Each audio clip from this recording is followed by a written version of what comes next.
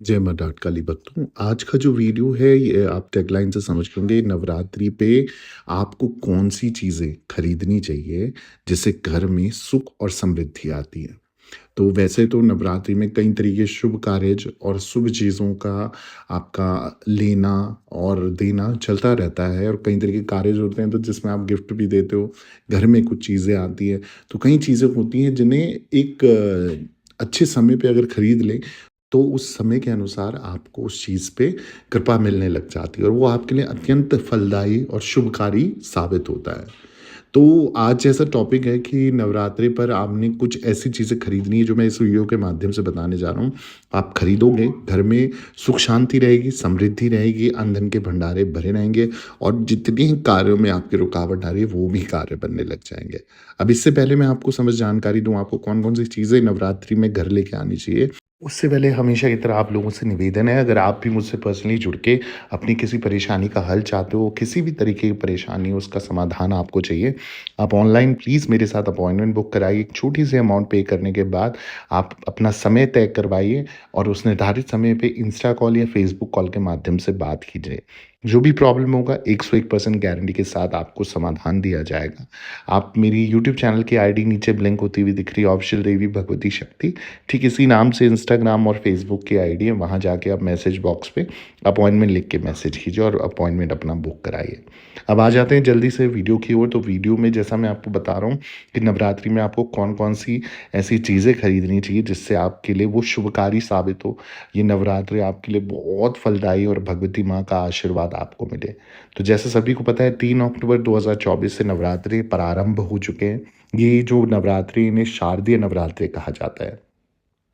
नवरात्रि जो है देवी दुर्गा की आराधना का विशेष पर्व माना गया, ये हम सभी जानते हैं। इस दौरान भक्त क्या करते हैं कि माँ के प्रति अपनी श्रद्धा प्रकट करते हैं और सुख समृद्धि की कामना करते हैं। ऐसा माना जाता है कि इस शुभ समय में कुछ चीज़ें खरीदने से घर में बरकत और समृद्धि आती है। तो आइए जानते हैं वो कौन सी चीज़ें हैं जिन्हें खरीदने से घर में बेहद शांति और शुभकारी आपके लिए साबित होता है। सबसे पहली चीज़ है संपत्ति। नवरात्रि के पावन पर्व पर नई प्रॉपर्टी खरीदना बहुत शुभ माना जाता है। चाहे वो नया घर हो, ज़मीन हो, दुकान हो, इस दौरान खरीदी गई संपत्ति आपको भविष्य में सुखी जीवन का आश्वासन देती है। अगर आप अपनी नई जीवन यात्रा शुरू कर रहे हो ना, तो ये सबसे अच्छा समय है। तो जो भी लोग प्रॉपर्टी खरीदने की सोच रहे हैं या आपने प्लान करा है या रोक दिया है, तो अभी ये नवरात्रि ऐसा समय है। ये 9 दिन के नवरात्रि में आप किसी भी दिन अपनी प्रॉपर्टी खरीदिए, भगवती माँ की कृपा आपके पास बरसेगी और वो प्रॉपर्टी आपके लिए बहुत फ़ायदेमंद होगी। वहीं बात करूँ अगली चीज़ की, अगली चीज़ है धातु की मूर्ति। नवरात्रि पर अपने देवी देवता की धातु की मूर्ति खरीद कर उसे अपने घर या मंदिर में स्थापित करना बहुत लाभदायक साबित होता है। सोने, चांदी या पीतल से बनी मूर्तियां खरीदने से मतलब इससे बेहतर कुछ भी नहीं हो सकता। परिणाम स्वरूप आपको देवी की कृपा भी प्राप्त होती है और आपके घर में सकारात्मक ऊर्जा का प्रभाव बढ़ता है, यानी कि संचार बढ़ता है। तो जो भी अपने घर की नेगेटिविटी खत्म करना चाहते हैं, अपने घर में पवित्रता बनाना चाहते हैं, तो सोने, चांदी, पीतल से बनी मूर्ति आप किसी भी अपने कुल देवी देवता की आप खरीद के ला सकते हैं। ध्यान रखें मूर्ति एक ही हो, डबल डबल फोटो मूर्तिज आप ना रखें। ठीक है। अगला जो सामग्री, अगली जो चीज़ है वो है वाहन। अगर आप नया वाहन खरीदने की योजना बना रहे हो और इसे खरीदने का सबसे अच्छा समय आप ढूंढ रहे हो ना, तो नवरात्रि से बढ़कर कोई अच्छा समय नहीं हो सकता।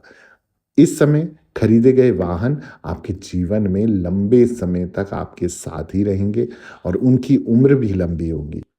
ये आपकी यात्रा को सुरक्षित और सुखद बनाएँगे।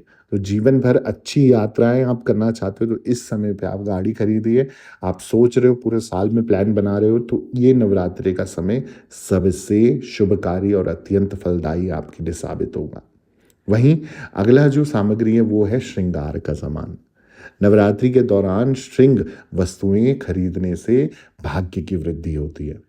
नई साड़ियाँ, आभूषण या अन्य श्रृंगार का जो सामान आप खरीद कर अपना ना केवल अपनी साज सज्जा बढ़ाते हैं बल्कि अपना भाग्य भी बढ़ाते हैं। ये महिलाओं के लिए विशेष रूप से महत्वपूर्ण होता है। तो इस समय पे जितनी भी सुहागिन माताएँ, बहनें हैं या जितनी भी बच्चे हैं, कन्याएँ हैं, कुछ भी साज-सज्जा का सामान आप ज़रूर खरीदिए या दिलवाइए उन्हें, ताकि आपका भाग्य भी चमके। अगला जो सामान है वो है पौधों, पौधों को लाना, ठीक है? हिंदू धर्म में कई पौधों को शुभ माना जाता है, जैसे तुलसी का पौधा हो गया, बरगद का हो गया, केले का हो गया। नवरात्रि पर इन पौधों को खरीद कर अपने घर में लगाना बेहद फ़ायदेमंद होता है। ये पौधे आपके घर में सकारात्मक ऊर्जा लाते हैं और आपके जीवन को खुशहाल बनाते हैं। तो जितने लोगों को अपने घर में पॉजिटिविटी चाहिए, सकारात्मकता चाहिए, तो घर में आप कोई भी शुभ पौधा आप ला सकते हो। अब अगला जो सामग्री है वो है लाल रंग की ध्वजा। नवरात्रि के दौरान लाल रंग की ध्वजा या फिर पताका जिसे बोलते हैं, ये खरीदना बहुत शुभ माना गया है। नवमी के दिन इसे मंदिर में रखकर देवी मंदिर में चढ़ाने से आपके जीवन में समृद्धि और उन्नति आती है। ये आपकी धार्मिक आस्था को भी मजबूत करता है। तो जितने लोग अगर इस समय पे लाल रंग का ध्वजा जहाँ पर माँ भगवती का जो चित्र बना हो या जय माता दी लिखा हो, इस तरीके का ध्वजा आप किसी भी मंदिर में भी दान करते हो ना, तो ये आपके जीवन में ऊँचाइयाँ छूने के लिए बहुत मददगार साबित होता है। और आपके जीवन में अगर किसी भी चीज़ में अगर प्रोग्रेस होने में, प्रमोशन होने में, आगे बढ़ने में, किसी भी चीज़ में, किसी भी फ़ील्ड में रुकावटें आ रही है, आपको लग रहा है कहीं न कहीं अड़ंगा आ रहा है, तो आप ये लाल रंग की ध्वजा किसी भी देवी मंदिर में, भगवती स्वरूप मंदिर में आप ज़रूर दान दे के आएँ। आप देखेंगे आपकी ज़िंदगी उस दिन से दिन दुगनी रात चौगुनी की तरक्की करेगी।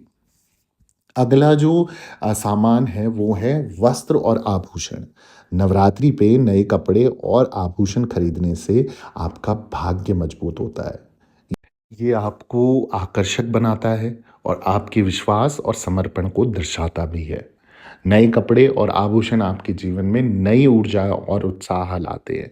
तो अगर आप भी चाहते हो आपके जीवन में नई ऊर्जा और नए उत्साह आए, तो आप ज़रूर, ज़रूर, ज़रूर ये वस्त्र और आभूषण खरीदें। छोटा-सा मिट्टी का घर, ये अगली सामग्री है। एक छोटा-सा मिट्टी का घर खरीद कर उसे किसी मंदिर में रखने से आपका अपना घर खरीदने का सपना जल्दी साकार होता है। ये अनुष्ठान आपको अपने सपनों की ओर कदम बढ़ाने के लिए प्रेरित करता है।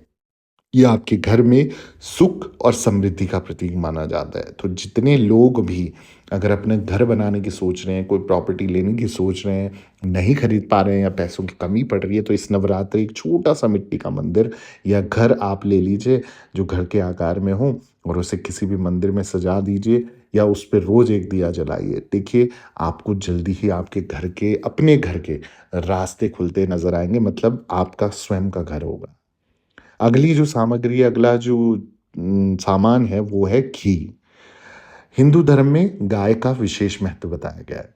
नवरात्रि के दौरान गाय का घी खरीदकर उससे माता का दीपक जलाना बहुत शुभ माना जाता है।